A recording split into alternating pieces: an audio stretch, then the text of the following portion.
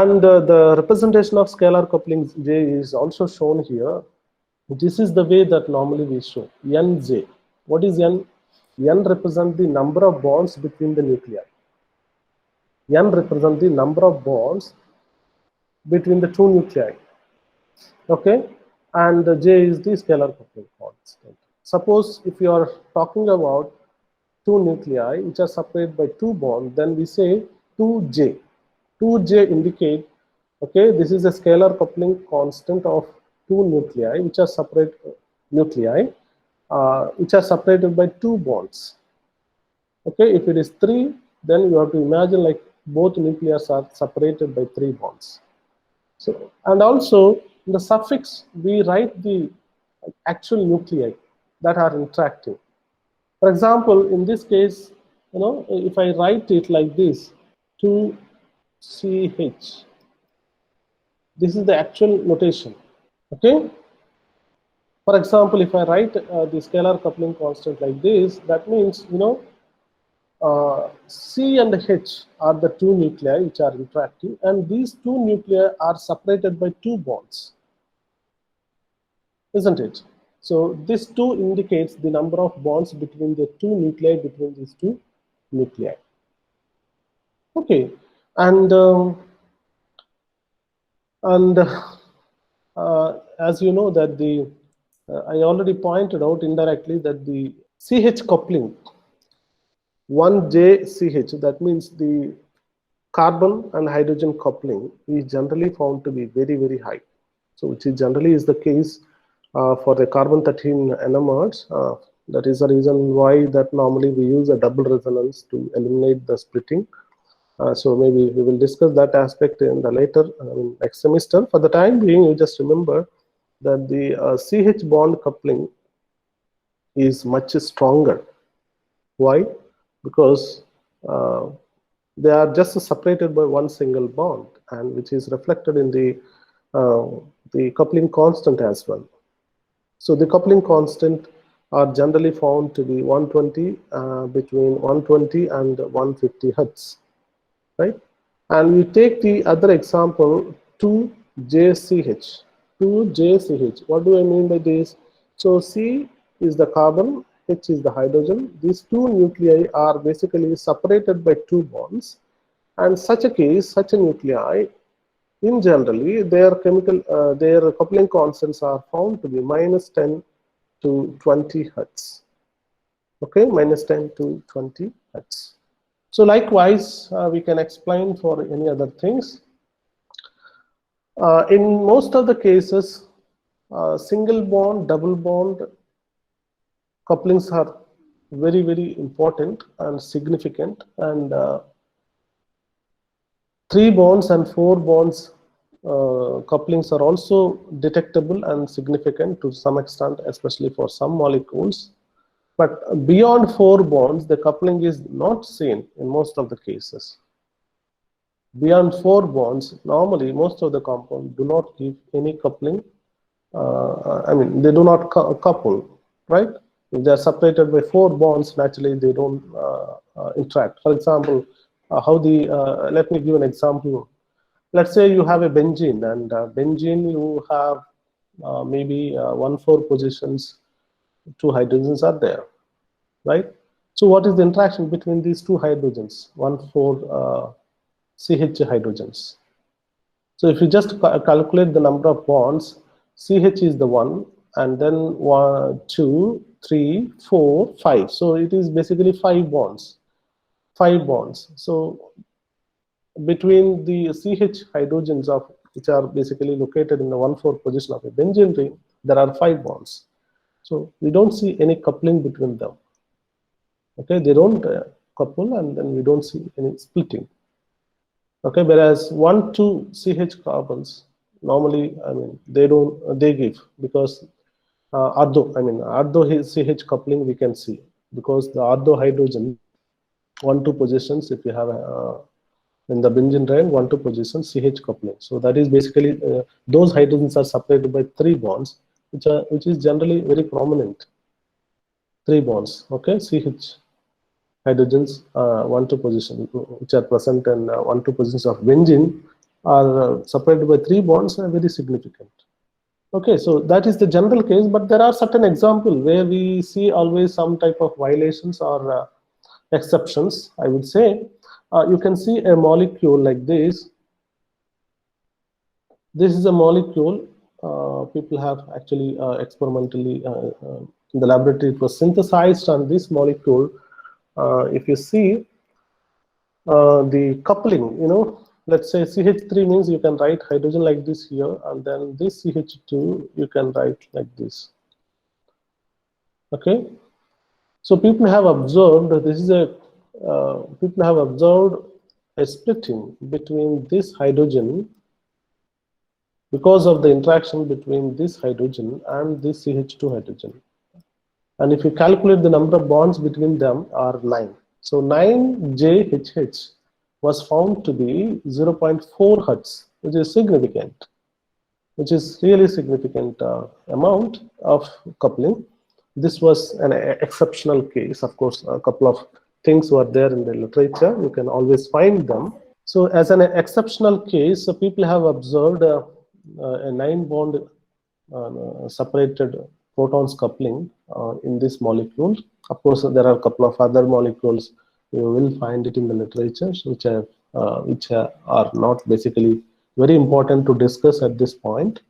But the general trends you always should remember: J1 coupling, J2, okay, J3, and sometimes J4 also is significant. But beyond that, normally we don't see. But if you have a aromatic rings and if you have a pi where there are pi bonds and all, sometimes the long range coupling are also important, and we see a significant coupling constant. And then another very interesting aspect is that J3 is the 3-bond coupling, and this is actually found to be very interesting in the sense that the coupling constant depends upon the dihedral angle. The coupling constant depends upon the dihedral angle. Okay, so there is a person called Karplus. He has given a nice empirical formula how the dihedral angle of the hydrogen and hydrogen, which are separated by 3 bonds, is related with the coupling constant J, is given by this formula. So J3HH is equal to A plus B cos phi plus C cos 2 phi. Here, phi is the dihedral angle. A, B, C are the some type of empirical constant which depends upon the system that you are dealing with. For example, if you are dealing with this type of fragment, HCCH, HCH. So this is the fragment if you are dealing with it. HC. So this is the fragment if you are dealing with. What is the coupling between these two? Or maybe I think I should write in a better way. Let me write that. So in the skeleton, you have 2 carbons, adjacent carbons. On the adjacent carbon, let's say you have hydrogen. Both hydrogen carbon, you have hydrogen. And you can see that this is 1 and this 2, and then they are separated by 3 bonds. So this is a J3 coupling. So the dihedral angle is the scalar coupling constant J depends upon the dihedral angle. Okay. This coupling, the interaction between these 2 hydrogen nuclei, is actually depends upon the angle in which direction they are actually oriented. Okay, so the formula, approximated formula, was given by this equation, what we call it as a Karplus equation, and here ABC are the fragments, and for a system like this, HCCH. The A value is found to be generally A value is 7 Hertz and B value is -1 Hertz, and then C value is 5 Hertz. Okay, if the system is different, then a different ABC values will be there. For example, let's say you have a HCNH. That can be another type of fragment, right? So in the organic chemistry, we come across such type of fragment. So CH, and then NH, CH, NH. So that case also, so we can't use the same ABC values. Rather, what we should is a different values for ABC.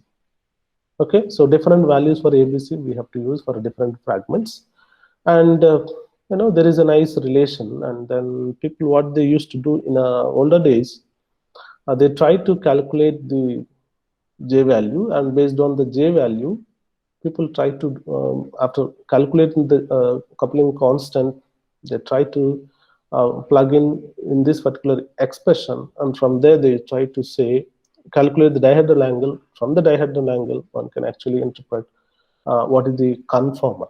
Okay, what is the conformer or the geometry of the molecule. So ABC values actually depends upon the nature of the fragment. According to the nature of the fragments, the ABC value will be different. So you have to use those ABC values. And in the older days, people used to calculate, do an NMR experiment of some of the molecules, and then they look into this particular type of coupling constant, and then from there what they used to deduce. So according to the fragment of nature that we are interested in, there can be different ABC values, and based on the ABC values, and by doing the NMR experiment and calculating the coupling constant, one can actually calculate or estimate the dihedral angle. So having known the dihedral angle, then one can say what is the conformation. So especially, how it can be done. Well, the dihedral angle is something that related to the conformer.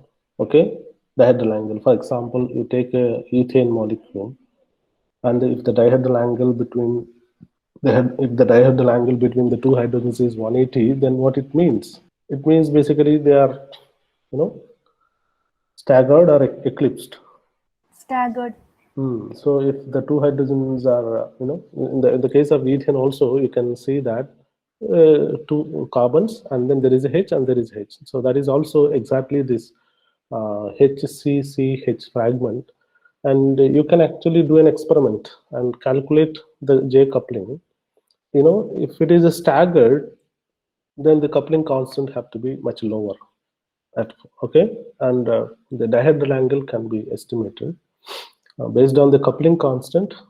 One can actually find out what is the conformer. That is the kind of little bit exercise people used to do in the older days. Well, in the diagram, what you see is the another fragment. Suppose if you have a NHCH fragment and it follows a different type of thing. Okay, it follows a different type of thing, and by doing several experiments, people used to estimate the dihedral angle, from there the conformation. So as you know that previously people were very much interested in finding in the structure. It's not just the molecule synthesis or the extraction of a product from the natural resource, but rather it is identifying and assigning the task. Because even the same molecule, if the conform is if they are in a different orientation, then we will see that one is good, one is very bad. Especially it is true for the many of the medicines. S is a medicine and R is not a medicine, right? It's a poison rather. So assigning stereochemistry is very important. So especially those days, the NMR was one of the fantastic tool to estimate, because those days the X-ray diffraction techniques were not so nice. But nowadays nobody uses NMR to find out the stereochemistry of a molecule. But of course, to some extent, the 2D and 3D NMR spectroscopy study they do. But then, if you have a crystal structure, also came into the limelight, and which is an ultimate technique. So that also gives a nice thing. So it's not just alone NMR, but then nowadays we have other technique like X-ray diffraction techniques are there, which also gives precise information about the conformation or the stereochemistry of the molecule. So older days it was only one tool that to say the conformation or the stereochemistry of the molecule, but nowadays we have the thing. And the J coupling also depends, another point, the J coupling also depends upon the hybridization. Okay, it also depends upon the hybridization. So because since the coupling is happening through bonds, and it depends upon the how the electron spin is orienting with respect to this particular nuclei which we are studying. Okay, naturally the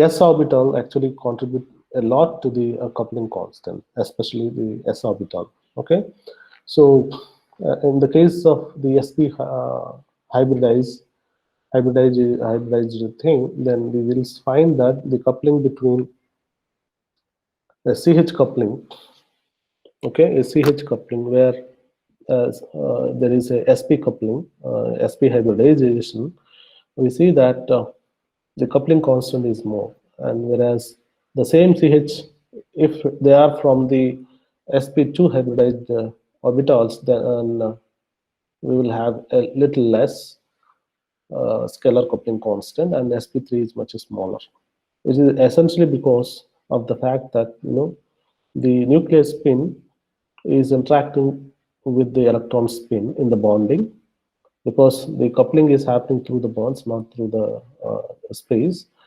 Therefore, the relative orientations of each other, relative orientation of the electron spin is also an important factor. The one which is very close by, such an orbital will contribute a lot to the coupling, but then the other ones are not. Since it is a spherical in nature, s orbital contribute a lot. And it is also found that the scalar coupling constant, one bond, is found to be positive, and this two bond coupling is found to be negative, and three bond coupling are found to be positive. So there is a positive, negative, positive, negative, positive. This type of couplings are people generally observe for a molecule, for any given molecules. Okay, so one bond couplings are always found to be positive, whereas two bond couplings are negative and three bond couplings are positive. Why this is happening? Well, we will come to that point in the next discussion. So the origin of a spin-spin splitting, we will just briefly try to understand what exactly it is. I already given a hint that the coupling happens through bond but not through space. Okay, let's suppose that you have a nuclei which is magnetically active. And this nuclei, okay, it is spinning in a magnetic field strength of B0. And let's suppose I wanted to know what is the influence, what is the magnetic field of what is the magnetic field at a distance r because of this magnetically active nuclei, right? If you want to estimate what is the magnetic field strength at a distance r, then you should use this type of formula. What is this formula? This formula tells you that what is the distance at a distance r, what is the magnetic field. Okay, what is the magnetic field of this? Okay, so this actually depends upon, this magnetic field depends upon two major factors. One is, of course, the angle, in what direction you are looking at, whether you are looking at the parallel direction of the applied field direction, or the anti-parallel, or in between any angle. So this angle is something that very is important. Okay, whether you are looking at which direction you are trying to estimate the magnetic field. That is also at a distance r. If your point r is, if your point is this direction, then it will have a different magnetic field. And if your point is in this direction, it will have a different one. So the relative orientation is very, very important in such a calculation. And also the distance, naturally. If it is very far, then you cannot expect a huge magnetic field influence on that particular point, right? Now, people, what they have done is, the magnitude of this field normally is found to be 0.1 millitesla.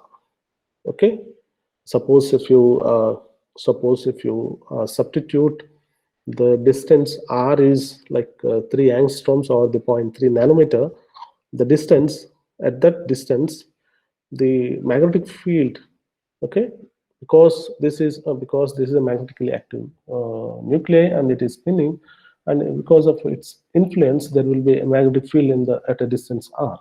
So that magnetic field, if you try to estimate, that is found to be 0.1 millitesla. Okay, and taking this into consideration, if you try to calculate what is the splitting, what is the splitting between the lines, and you can estimate, and people have done it. The estimated splittings are of the order of 10 to the power 4 hertz. Okay, so in a small magnetic field Tesla, 0.1 millitesla, so the splitting, corresponding splitting are found to be relatively very huge. Okay, these are very huge splittings. Splitting constant is more, means there is a huge separation between the lines. If there is a huge separation, then there is a it is very much problematic. In fact, that is the reason why that the solid state NMR is not progressing very much. There is an inherent problem wherein the splittings constants are very large. If the splitting is large, then these peaks are really due to a nuclei or due to the splitting? That is the question. So you can't really interpret and assign properly the data. That's an issue. Okay, that is why the solid state, so-called solid state NMR, did not progress much like the liquid phase. Okay, so the direct interaction. Therefore, what we can say is that the direct interaction is make an important contribution in the NMR spectrum of solid sample. Okay, the directly a dipole, you have a dipole, and then at a distance r another dipole, both they directly interact with each other, right? So they make a huge contribution to the NMR spectrum, and the splittings are okay. Why they're saying it is a direct interaction? Because they found, based on a small rough estimation, the splitting constants are found to be very huge. These splitting constants, since these splitting constants are very huge, which are matching with the solid state data, people come to a conclusion that the direct interaction between the nuclei make an important contribution to the NMR spectrum of the solid sample. Okay, and in fact, this is something that has been exploited in the later stages. And nowadays, the NMR of at least small molecules is quite easy and useful. And by looking at the relaxation time, spin relaxation time, so now solid state NMR is another interesting area of research, especially for solid materials. It was nice thing. Okay, in the solids, if you ask me the question, what is the origin behind the spin-spin splitting, then the answer is this. In the solid states, it is because of the direct interaction between the two spins is the primary reason. Okay.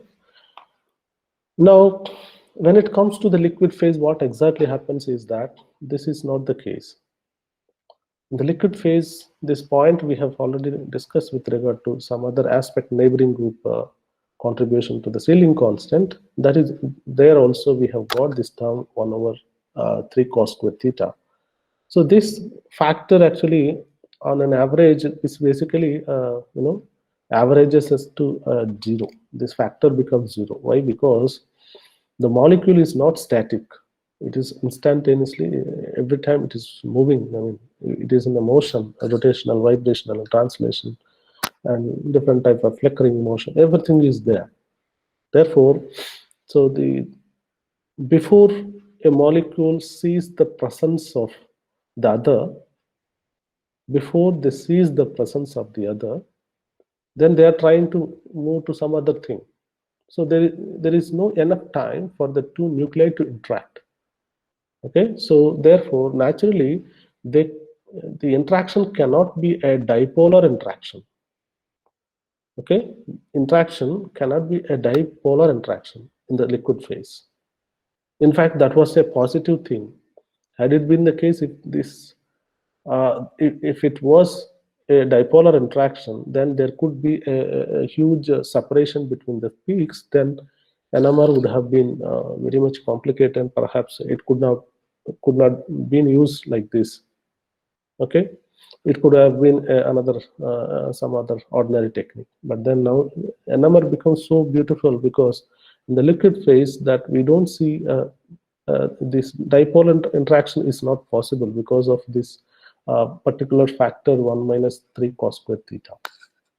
So it is rapidly moving, therefore the local magnetic field is 0. So the other possible mechanism that we can expect is this. The spin-spin coupling in molecule, and especially in solution phase, generally happens through polarization mechanism. And that means the interaction takes place through the bonds. Okay, through the bonds, the spins try to communicate with each other. Okay, and depending upon the orientation of electron spin which is present in the bonding electrons, we can have different energy levels, and that is the reason why that we see a different signs for the coupling constant also. I just mentioned in the previous slide that the J1 coupling generally found to be positive, J2 found to be negative, J3 found to be positive. These are essentially because of the relative orientation of the nuclear spin and also the electron spin which is present in the bonding. Okay, so let us take an example that XY is a system. XY is a system which are connected by, one bond, and in this case, as I pointed out, that the energy depends upon the relative orientation of both the electron and nucleus, and this interaction between the electron and the nuclei is generally expressed in terms of Fermi contact mechanism. In terms of the dipolar interaction, it can be either dipolar or it can be a Fermi contact mechanism. This mechanism little difficult to explain at this stage, but then what I can say is that, okay, well, a nuclei which is spinning in the external magnetic field strength is generally seen to be a point dipole as per this theory. If the other nuclei or the electron, let's say other electron, if it is very far from the actual position of the magnetically active nuclei, and it feels like a point dipole. But the same electron, if it's very close by, it will feel like a different magnetic field. Okay, at a far distance, the magnetic field found to be isotropic, but then in a close distance, this magnetic field is found to be a little anisotropic. Then that is wherein the one nuclei, this electron, will try to orient its relative position with respect to the nuclear spin.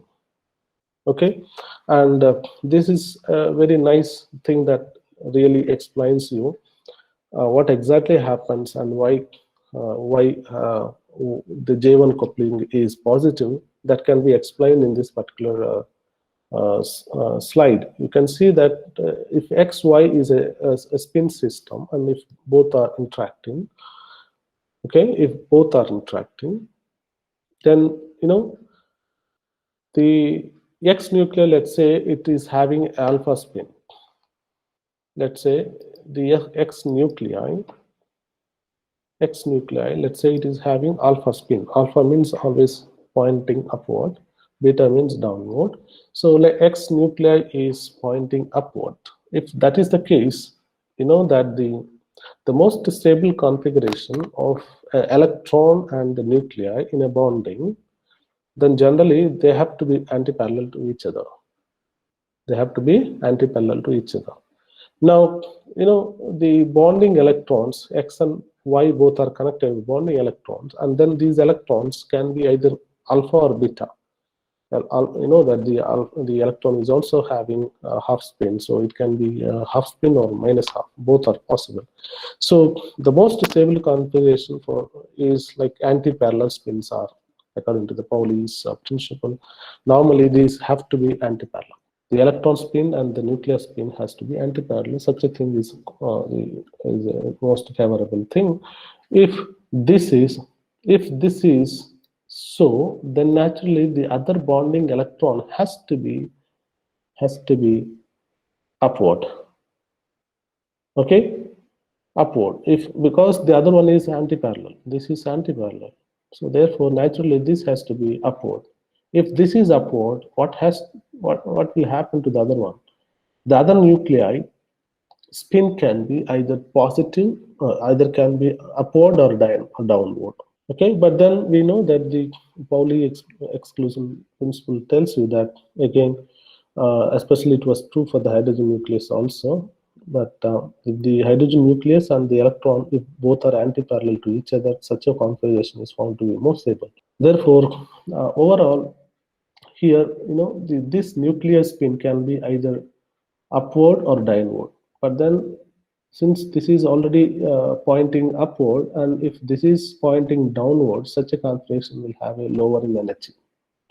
Whereas the other one, wherein you have the parallel spins, that will have higher in energy. And this is the reason why that if you look at this configuration, both what is the nature of the spins? What is the nature of these spins? These spins are actually antiparallel. And since these spins are antiparallel, such a configuration, again, it is favored configuration. Whereas the other configuration where you see the parallel spins are is unfavored. Okay, it's an unfavored configuration. Therefore, what you see is that the J1 coupling is found to be positive. Okay, here what is exactly happening? If you notice that the one spin, if you are choose, sir, you may ask the question, sir, why you have chosen parallel? I mean, the pointing upward. You can take the downward also. It is up to you. But the same concept holds. What are the explanation I have given? The same concept we can interpret. Same way we can interpret. Absolutely no problem. Okay, here if the nuclear spin, if you have a nuclear spin of pointing upward, the bonding electron will try to be very close to the nuclei, because the bonding electrons, they don't want to repel each other, so they try to maintain some distance. Bonding electrons, electron do not, there is a repulsion, so to avoid that repulsion, they try to be very close to the nucleus. Therefore, because the nucleus is something that is positive in nature, so it will be positive. At the same time, it will be polarized. Its spin is naturally polarized because of the spinning nucleus. Because the nucleus spin is non-zero, then it is influencing. Like, well, okay, you try to be this way. Okay, it will try to change it. Okay, the other one, it is basically polarizing. So what exactly is happening? It is trying to communicate through the electrons. So the nature of the relative orientation of the spins on the both the nuclei, that is X and Y, is decided by the nature of the electron which is in the bond. That is what exactly is the answer I'm trying to tell you. So the communication is through the bond. Okay. Suppose if you take it, suppose if you take the other fragment, for example, J2 coupling.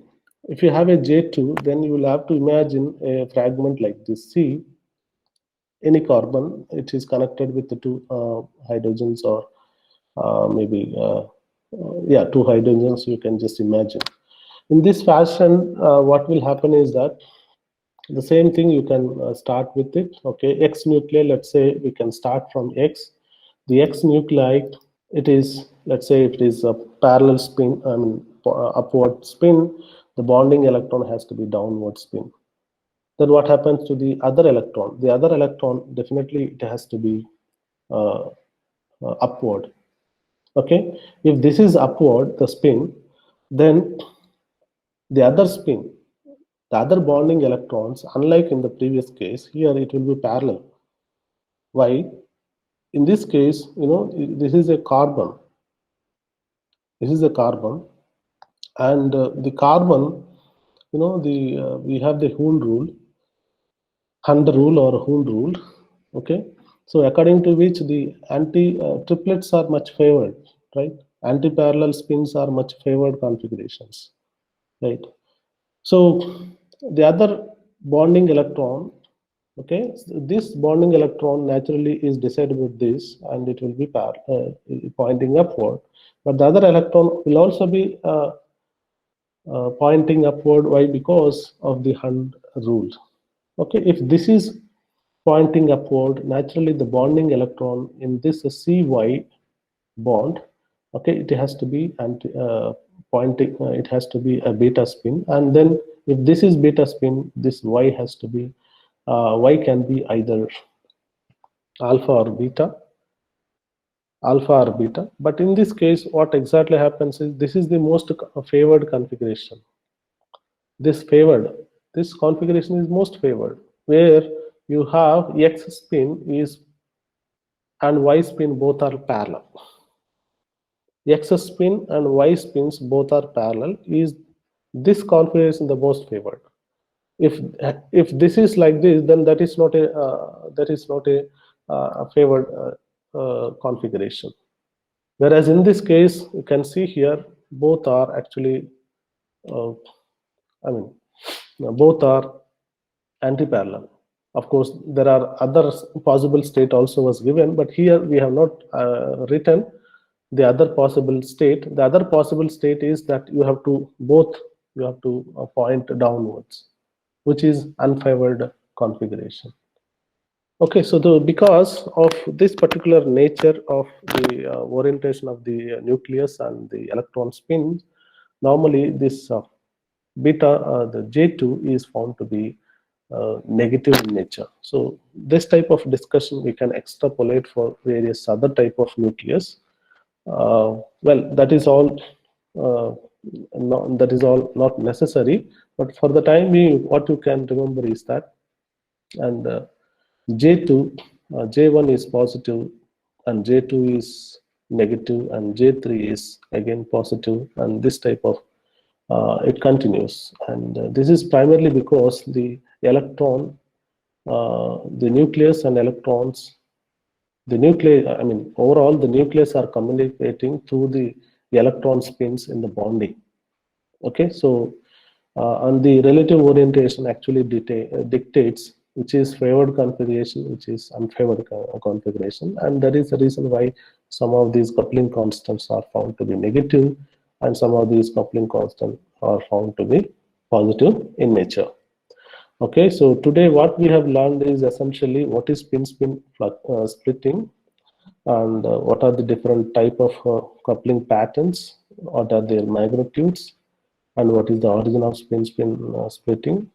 How do you estimate a different how do you estimate the number of how do you estimate the number of peaks in a NMR spectrum, and also what else we have discussed? The polarization mechanism, and certain important thing, Karplus equation, all those stuff we have discussed. And thank you for listening, and if you have any doubt, probably you can post in the WhatsApp group,